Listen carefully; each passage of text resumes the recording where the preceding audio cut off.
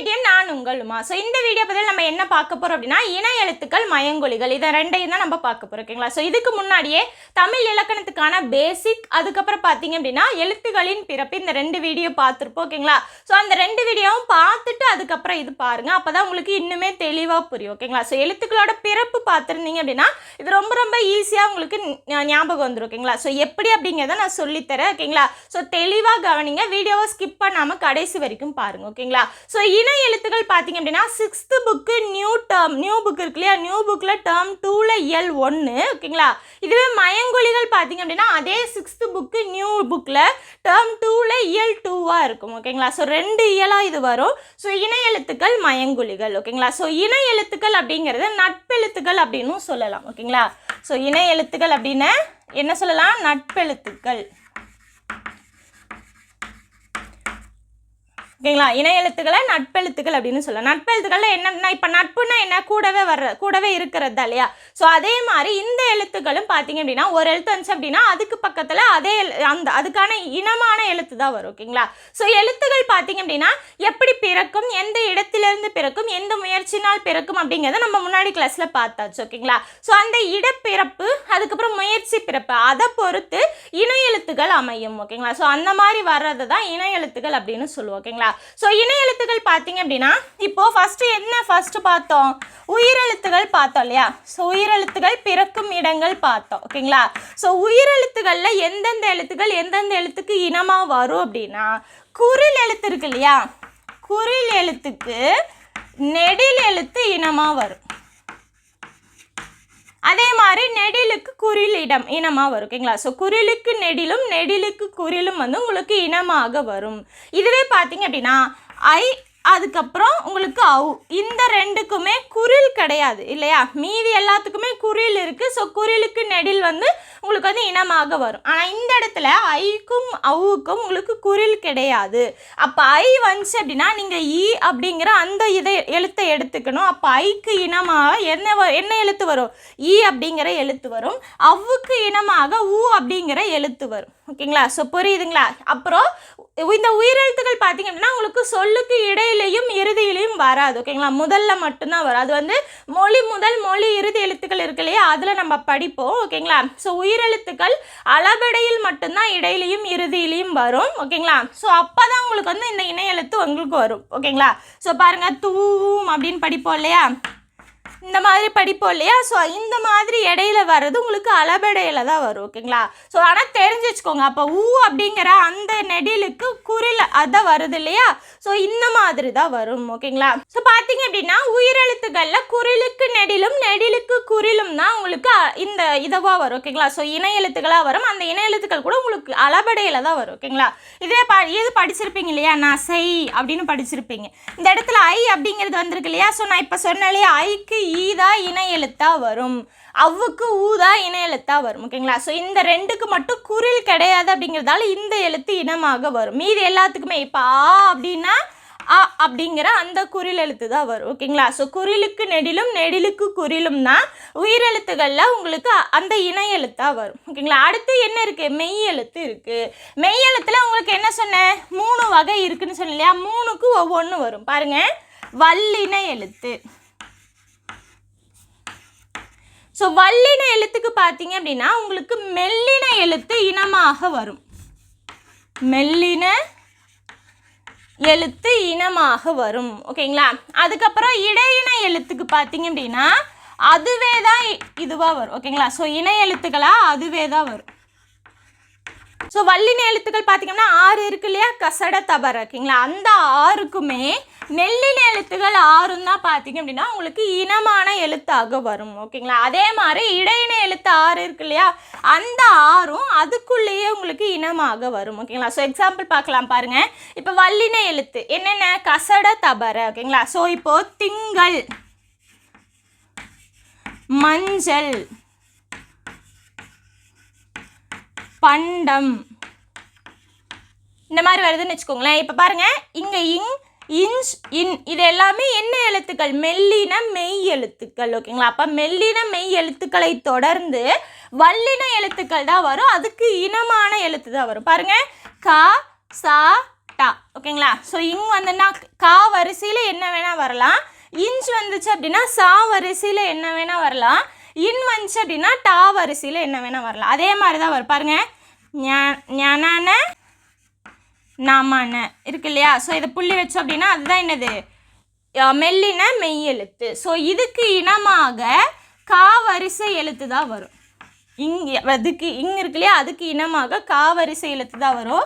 இதுக்கு சா வரிசை எழுத்து வரும். இதுக்கு டா வரிசை எழுத்து வரும் ஓகேங்களா.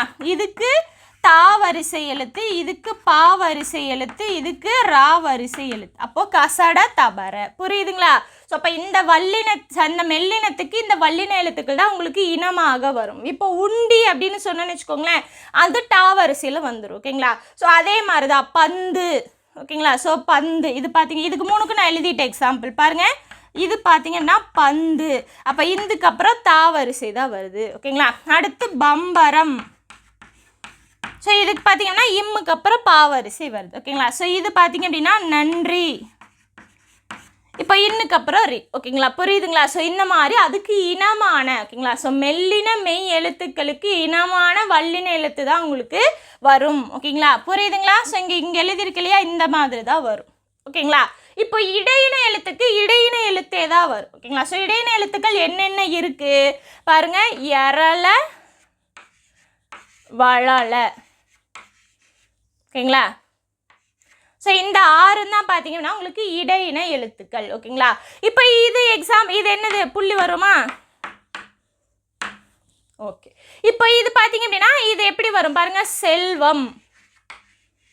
இது என்ன ஆகும், இதுவும் இடையின எழுத்து தான், இதுவும் இடையின எழுத்து தான் கரெக்டாக. அப்போது இடையின எழுத்துக்கு 6 இருக்கு இல்லையா, அது அதுக்குள்ளேயே அதுக்கு இனமான எழுத்துக்களாக வரும் ஓகேங்களா. புரியுதுங்களா. ஸோ அப்போ இதுதான் இது உயிரெழுத்து, இது மெய் எழுத்து முடிஞ்சுதா. அடுத்து ஆயுத எழுத்து. ஸோ ஆயுத எழுத்துக்கு உங்களுக்கு இணை எழுத்து கிடையாது. ஆயுத எழுத்துக்கு மட்டும்தான் பார்த்தீங்க அப்படின்னா இணை எழுத்து கிடையாது ஓகேங்களா. புரியுதுங்களா. ஸோ ஏன்னா அக்கு அப்படிங்கிற அந்த ஒரே ஒரு எழுத்து தான் இருக்கும் இல்லையா. ஸோ தனிநிலை, முப்புள்ளி, முப்பார் புள்ளி, அக்கேனம் இந்த மாதிரிலாம் அதுக்கு வேறு பெயர்கள் இருக்குது. ஆயுத எழுத்துக்கு இணை எழுத்து கிடையாது, இது தெளிவாக ஞாபகம் வச்சுக்கோங்க ஓகேங்களா. ஸோ உயிரெழுத்துக்கு குறிலுக்கு நெடிலும் நெடிலுக்கு குறிலும் உங்களுக்கு இணை எழுத்தாக வரும். குறில் இல்லாத ஐயும் அவ்வு இருக்கு இல்லையா. ஸோ ஐக்கு ஈயும் அவ்வுக்கு ஊவும் இணை எழுத்தாக வரும். இந்த இடத்துல பார்த்தீங்கன்னா மெல்லின எழுத்துக்கு வல்லின எழுத்துக்கள் இணை எழுத்தாக வரும். இடையினத்துக்கு இடையினமே உங்களுக்கு இணை எழுத்தாக வரும். ஆயுத எழுத்துக்கு உங்களுக்கு இணை எழுத்து கிடையாது, அவ்வளோதான் இல்லையா. ஸோ எல்லாமே வந்துருச்சு இல்லையா. ஸோ இந்த மாதிரி தான் இணை எழுத்துக்கள் வரும் ஓகேங்களா. ஒன்றுக்கு ஒன்று இனமாக அது பிறக்கும் இடம், முயற்சி செய்யும் அந்த இது இருக்கு இல்லையா, முயற்சி செய்கிற இடம், இதை பொறுத்து அது ஒன்றுக்கு ஒன்று இனமாக நட்பாக வரும். ஸோ அதை தான் நட்பெழுத்துக்கள் இணை எழுத்துக்கள் அப்படின்னு சொல்கிறோம். புரியுதுங்களா. இப்போ நம்ம மயங்கொலிகள் பார்க்கலாம் ஓகேங்களா. ஸோ மயங்கொலிகள் அப்படின்னா என்ன அப்படின்னா உச்சரிக்கிறோம் இல்லையா. ஸோ இதுக்கு முன்னாடி எப்படி அந்த பிறக்கும் எழுத்துக்கள் பிறக்கும் அப்படின்னு பார்த்தோம் இல்லையா. ஸோ அந்த உச்சரிப்பில் பார்த்தீங்க அப்படின்னா சிறிதளவு மாற்றம் தான் இருக்கும் ஓகேங்களா. ஸோ சிறிதளவு மாற்றம் தான் இருக்கும், ஆனால் அதோட பொருள் வேறுபாடாக இருக்கும், பொருளில் பெரிய மாற்றம் இருக்கும். அந்த மாதிரி இருக்கக்கூடிய எழுத்துக்கள் பார்த்தீங்க அப்படின்னா மயங்கொலி எழுத்துக்கள் அப்படின்னு சொல்லுவோம் ஓகேங்களா. ஸோ பாருங்கள், நா நா நா, லா லா லா, ரா ரா, இந்த 8 தான் பார்த்தீங்க அப்படின்னா மயங்கொலி எழுத்துகள். மயங்கொலி எழுத்துகள் ஓகேங்களா. ஸோ இந்த இடத்துல பார்த்தீங்கன்னா எந்தெந்த இடத்துல பிறக்கும் அப்படிங்கிறத நம்ம நேற்று கிளாஸில் பார்த்தாச்சு, அதை எடுத்து பாருங்க ஓகேங்களா. ஸோ இப்போது நான் இந்த இடம் பார்த்தீங்கன்னா உங்களுக்கு உச்சரிப்பில் ஒரே மாதிரி இருக்க மாதிரி தான் இருக்கும் ஓகேங்களா. சிறிதளவு மாற்றம் தான் வரும். ஆனால் இப்போ நான் இதை எழுதுகிறேன் பாருங்கள், மனம் மனம் ஓகேங்களா. ஸோ இந்த மாதிரி எழுதுகிறேன். ரெண்டுக்குமே உங்களுக்கு உச்சரிப்பில் பார்க்கறதுக்கு ஒரே மாதிரி தான் இருக்கும் ஓகேங்களா. ஸோ டக்குன்னு உச்சரிச்சோம் அப்படின்னா ஒரே மாதிரி தான் இருக்கும். ஆனால் இதுக்கு வேற பொருள், இதுக்கு வேற பொருள். இதுக்கு வாசனை அப்படின்னு பொருள், இதுக்கு உள்ளம் அப்படின்னு பொருள் ஓகேங்களா. ஸோ பொருள் வேறுபாடு அறிந்து இருக்கிறதுல எழுதுங்க, பொருள் வேறுபாடு அறிந்து தவறானதை கண்டுபிடி, பொருள் வேறுபாடு அறிந்து பொறுத்துக, இந்த மாதிரிலாம் கேட்பாங்க இல்லையா எக்ஸாமில் கொஸ்டின், அது இந்த மாதிரி தான் வரும் ஓகேங்களா. ஸோ இப்போ மனம் மனம் உச்சரிக்கும் போது ஒரே மாதிரி இருக்கிற மாதிரி இருக்கும், ஆனால் அதோட பொருள் வேறுபடும் இல்லையா? ஸோ பாருங்கள், மனம்னா வாசனை, மனம்னா உள்ளம். இதை வந்து நம்ம சொல்லும் போது எப்படி வந்து அதை கரெக்டாக சொல்கிறது, ஓகேங்களா? இப்போ நான் சொல்கிறேன் அப்படின்னா, மனம் அப்படின்னு சொல்கிறேன் அப்படின்னா, நீங்கள் எந்த மனத்தை எழுதுவீங்க அப்படின்னு ஒன்று இருக்கு இல்லையா? அந்த நான் அப்படிங்கிறத நான் என்ன அப்படின்னு உச்சரிக்கணும் இல்லையா? ஸோ உச்சரிக்கும் போது எனக்கு தெரியும், பட் அது உங்களுக்கு தெரியணும் இல்லையா? ஸோ அப்போ இதை எப்படி ஈஸியாக சொல்லலாம் அப்படின்னா, ஸோ இது பாருங்கள், டன் நகரம், அதாவது இட்டுக்கு அப்புறம் உங்களுக்கு இன் வரும், ஓகேங்களா? ஸோ அப்போ டன் நகரம், ஓகேங்களா? என்னது? டன் நகரம். ஸோ டன் நகரம்னு சொன்னேன் அப்படின்னா இந்த இன்னை தான் நீங்கள் போடணும், ஓகேங்களா? இந்த இன் இந்த நான் தான் நீங்கள் போடணும். இப்போ இந்த இன் இருக்கு இல்லையா, இதுக்கு பார்த்தீங்க அப்படின்னா உங்களுக்கு இதுக்கு முன்னாடி என்ன எழுத்து வரும்? இர் அப்படிங்கிற எழுத்து வரும். ஸோ இது ரன் நகரம். புரியுதுங்களா? டன் நகரம் அப்படின்னா இந்த இன் போடணும், ரன் நகரம் அப்படின்னா இந்த இன் போடணும். அதுக்கு அடுத்து வர அந்த இதை எடுத்துக்கணும், ஓகேங்களா? ஸோ டாக்கு அப்புறம் நான், ராக்கு அப்புறம் நான், இந்த மாதிரி எடுத்து எழுதணும். இதுவே இந்த இது வருது இல்லையா, இதை மெய்யெழுத்தாக வரும்போது நீங்கள் உச்சரிக்கும் போது வேறு மாதிரி உச்சரிப்பீங்க, ஓகேங்களா? பந்து, இந்த அப்படிங்கிற அந்த சவுண்டு வரும். ஆனால் இதுவே மெய்யெழுத்தாக இல்லாமல் நீங்கள் நான், நீ இந்த மாதிரிலாம் உச்சரிச்சிங்கன்னு வச்சுக்கோங்களேன். இப்போ பாருங்கள், நன்றி, ஓகேங்களா? இதுவே இப்படி எழுதலாம், நன்றி நன்றி, ஓகேங்களா? ஸோ உச்சரிப்புக்கும் போது நீங்கள் எப்படி எழுதுவீங்க? எந்த மாதிரி வேணால் எழுதலாம், ஆனால் சரியானது எது? இந்த இது தான் சரியானது. அப்போ நான் அப்படிங்கிற அந்த இதை நீங்கள் உச்சரிக்கும் போது, ஓகேங்களா, அதாவது மெய் எழுத்தை தவிர மீதி எல்லா எழுத்து வருது இல்லையா நான் வரிசையில், அதை நீங்கள் உச்சரிக்கும் போது அதுவும் இது எல்லாமே உங்களுக்கு ஒரே மாதிரி வர்ற மாதிரி தான் வரும், ஓகேங்களா? அப்போது இதையும் நம்ம என்ன பண்ணணும்? தனியாக இதே மாதிரி மென்ஷன் பண்ணணும். எப்படி வரும்? இது பார்த்தீங்க அப்படின்னா இதுக்கு முன்னாடி என்ன எழுத்து வரும்? இத்து வரும் இல்லையா? அப்போ இது தன் நகரம். ஸோ முன்னாடி எழுத்தை வச்சு நம்ம இதை சொல்லிக்கிறோம். அப்போது டன்னகரம், தன்னகரம், ரன்னகரம், ஓகேங்களா? ஸோ அதை எதை உச்சரிக்கிறோமோ அதை பொறுத்து எழுதிக்கிறோம். டன்னகரம் அப்படின்னா இந்த இன், தன்னகரம் அப்படின்னா இந்த இந்து, அதுக்கப்புறம் பார்த்தீங்க அப்படின்னா ரன்னகரம், ஸோ இந்த இன். புரியுதுங்களா? ஸோ இதை வச்சு தான் நம்ம அதுக்கான வித்தியாசங்கள் கண்டுபிடிச்சிக்கணும். நான் சொல்லும்போது டன்னகரம் எழுதுங்க அப்படின்னா நீங்கள் இந்த எழுதணும், ஓகேங்களா? ஸோ இது வந்து மயங்கொலி பிழைகள்லாம் உங்களுக்கு வந்துடும். நான் சொன்னேன் இல்லையா, இந்த மாதிரி கொடுத்து கொஸ்டின் கேட்டுருவாங்க, ஓகேங்களா? இது வந்து என்னன்னு தெரிஞ்சால் தானே நம்ம இதை பண்ண முடியும், ஓகேங்களா? ஸோ அதனால தான் என்ன அப்படிங்கிற பேசிக் பார்க்குறோம், ஓகேங்களா? ஓகே, அடுத்து பாருங்கள், லா லா லா, ஓகேங்களா? ஸோ இதுவும் பார்த்தீங்கன்னா உச்சரிப்பில் ஒரு சில மாற்றம் தான் வரும், ஆனால் எப்படி வந்து கண்டுபிடிக்கலாம், ஓகேங்களா? ஸோ இது பார்த்தீங்க அப்படின்னா லட்டு இல் அப்படிம்போம், லட்டுலா அப்படின்னு சொல்லுவோம், ஓகேங்களா? ஸோ அந்த மாதிரி வந்து இப்போ வந்து நம்ம பேச்சு வழக்கில் சொல்லிட்டு இருக்கோம். ஸோ பொதுவாக இதை எப்படி சொல்லலாம் அப்படின்னா, இதை பாருங்கள், இந்த இல் பார்த்தீங்க அப்படின்னா இவ்வு மாதிரியே இருக்கும். ஸோ இவ்வளோ இப்படி எழுதுறோம் இல்லையா, இப்படி எழுதுறத இதை அப்படியே வளைச்சி விட்டு இப்படி எழுதியிருப்பாங்க, ஓகேங்களா?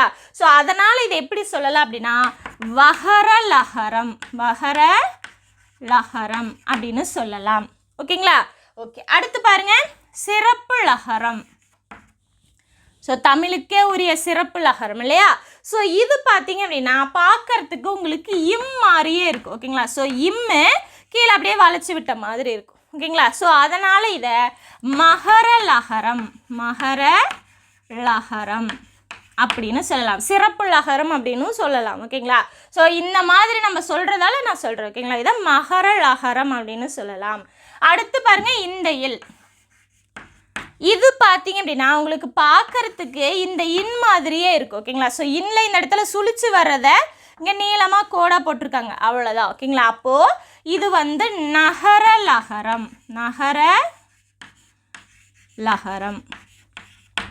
ஸோ வித்தியாசங்கள் தெரிஞ்சுக்கிறதுக்காக பறிக்கிறோம். டன்னகரம், தன்னகரம், ரன்னகரம், அதுக்கப்புறம் வகரலகரம், மகரலகரம், நகரலகரம், ஓகேங்களா? ஸோ இது வந்து இதுக்கான வேறுபாடுகள், ஓகேங்களா? ஸோ இப்போ இந்த 3 முடிஞ்சுது.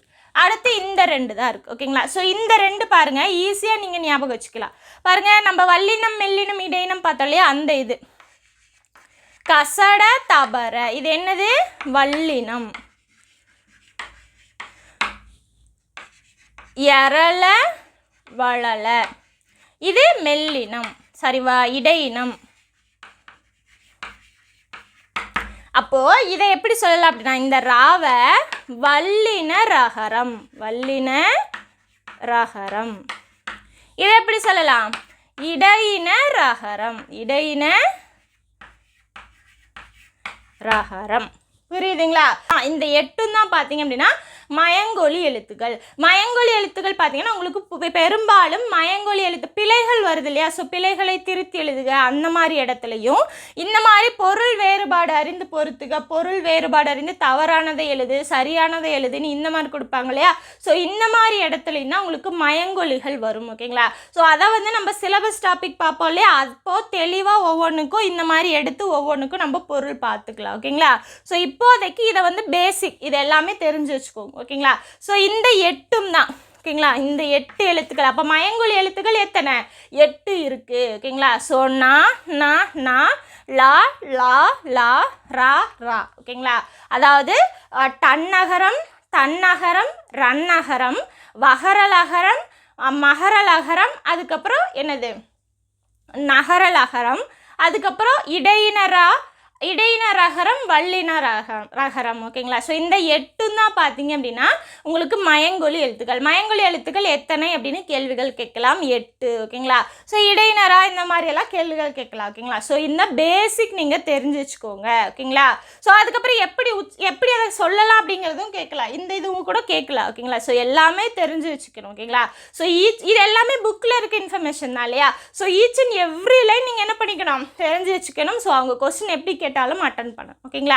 ஸோ இணை எழுத்துக்கள்னா நம்ம முன்னாடி பார்த்தாச்சு. இது மயங்கொலி எழுத்துக்கள், அவ்வளோதான். ஓகேங்களா? ஸோ இது 2 தான் வந்து 6th புக்கு நியூ புக்கில் டேர்ம் 2ல் இயல் 1 இயல் 2 ரெண்டுலேயுமே இருக்கும். ஓகேங்களா? ஸோ அடுத்த கிளாஸில் நம்ம அடுத்த டாபிக் எடுத்துகிட்டு வந்து பார்க்கலாம். தேங்க்யூ.